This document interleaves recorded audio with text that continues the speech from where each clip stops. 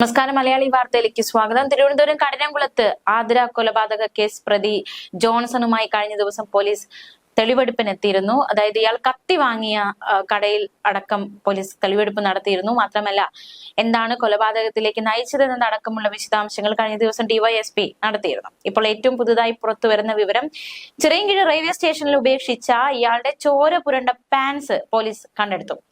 ഈ കൊലപാതകം നടന്ന ദിവസം ഈ വീടിന്റെ ഉള്ളിൽ ഇയാളുടെ ഷർട്ടിലും പാന്റിലും ഒക്കെ ചോരയായി. ഈ ഷർട്ട് അവിടെ ഉപേക്ഷിച്ച് ആതിരയുടെ ഭർത്താവിന്റെ ഷർട്ട് ഇട്ടിട്ടായിരുന്നു ഇയാൾ അവിടെ നിന്നും രക്ഷപ്പെട്ടത്. ഇപ്പോൾ ഇയാളുടെ രക്തം പുരണ്ട ആ പാൻസും പോലീസ് കണ്ടെടുത്തിരിക്കുകയാണ്. മാത്രമല്ല ഈ കൊലപ്പെടുത്താനുള്ള കത്തി വാങ്ങിയ കടയുടമ ജോൺസനെ തിരിച്ചറിഞ്ഞു. കഴിഞ്ഞ ദിവസം കടയിൽ തെളിവെടുപ്പിന് ഇയാളെ എത്തിച്ചിരുന്നു. കൊല കഴിഞ്ഞ് ഈ ആതിരയുടെ സ്കൂട്ടറുമായി കടന്ന പ്രതി ചിറയൻകീഴ് റെയിൽവേ സ്റ്റേഷന് സമീപം സ്കൂട്ടർ ഉപേക്ഷിച്ച് ട്രെയിനിലായിരുന്നു ഇയാൾ അവിടെ നിന്ന് രക്ഷപ്പെട്ട് കോട്ടയത്തേക്ക് എത്തിയത്. എന്തായാലും കഴിഞ്ഞ ദിവസം നിർണായകമായ വിവരങ്ങളായിരുന്നു ഡിവൈഎസ്പി മാധ്യമങ്ങളോട് ഈ കൊലപാതകവുമായി ബന്ധപ്പെട്ട് വെളിപ്പെടുത്തിയത്. കൊലയ്ക്ക് കാരണം പ്രതിക്കൊപ്പം ചെല്ലാനുള്ള ആവശ്യം നിരസിച്ചതാണ് എന്ന് പോലീസ് വ്യക്തമാക്കി.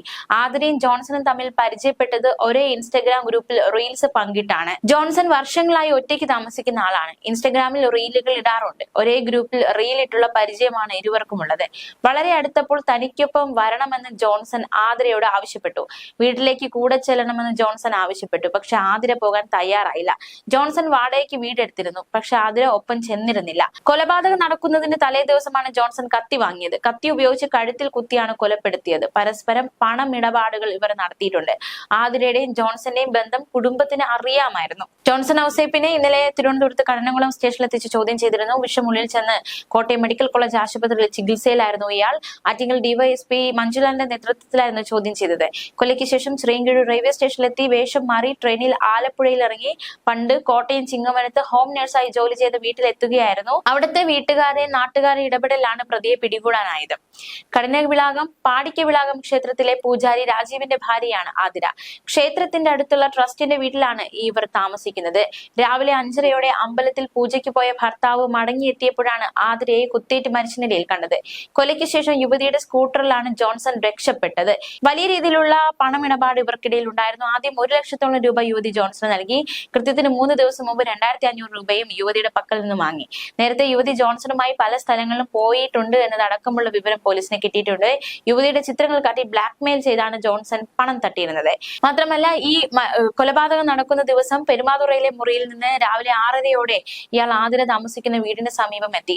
ആതിര കുട്ടിയെ സ്കൂൾ ബസ് കയറ്റിവിടുന്ന സമയം വരെ അവിടെ പതുങ്ങി നിന്നു. ഇതിനിടയിൽ ഇരുവരും ഫോണിൽ സംസാരിച്ചു. തുടർന്ന് വീട്ടിനുള്ളിൽ പ്രവേശിച്ച് ജോൺസന് ആതിര ചായ നൽകി. ഈ സമയം കയ്യിൽ കരുതിയിരുന്ന കത്തി മുറിക്കുള്ളിലെ മെത്തയ്ക്കുള്ളിൽ സൂക്ഷിച്ചു. പിന്നീട് മെത്തയ്ക്കുള്ളിൽ സൂക്ഷിച്ചിരുന്ന കത്തിയെടുത്ത് ആതിരയുടെ കഴുത്തിൽ കുത്തി വലിക്കുകയായിരുന്നു. എന്തായാലും കഴിഞ്ഞ ദിവസം ഡിവൈഎസ്പി നിർണായകമായ ചില വെളിപ്പെടുത്തലുകൾ തന്നെയാണ് നടത്തിയിരിക്കുന്നത്. എന്തുകൊണ്ട് കൊലയ്ക്ക് കാരണമായി എന്നതടക്കമുള്ള. ഇനി പ്രതിയുമായി പെരുമാതുറയിൽ ഇയാൾ താമസിച്ചിരുന്ന വാടക വീട്ടിലും ആതിരയുടെ വീട്ടിലും ഒക്കെ തെളിവെടുപ്പിന് കൊണ്ടുവരേണ്ട സാഹചര്യമുണ്ട്. ഇയാളെ കസ്റ്റഡിയിൽ എടുക്കുക എന്നൊരു കടമ്പയിലേക്കും ഇനി കടക്കാനുണ്ട്. ന്യൂസ് ഡെസ്ക് മലയാളി വാർത്ത.